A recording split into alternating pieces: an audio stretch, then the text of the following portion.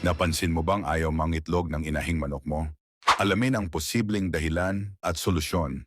Stress. Kapag madalas na naaabala o nagagalaw ang pugad ng inahing manok, maaaring hindi ito makapagpahinga ng maayos at maging dahilan para hindi mangitlog. Kulang sa nutrisyon. Siguraduhing nakakakuha ang inahin ng sapat na calcium at protina dahil mahalaga ito sa paggawa ng malalakas na itlog.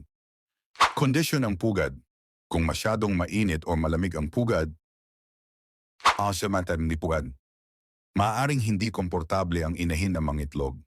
Panatilihin itong malinis at may tamang ventilasyon. Edad ng inahin. Yung mga batang inahin o matatanda na ay may posibilidad na magpahinga o bumaba ang bilang ng itlog na napoproduce.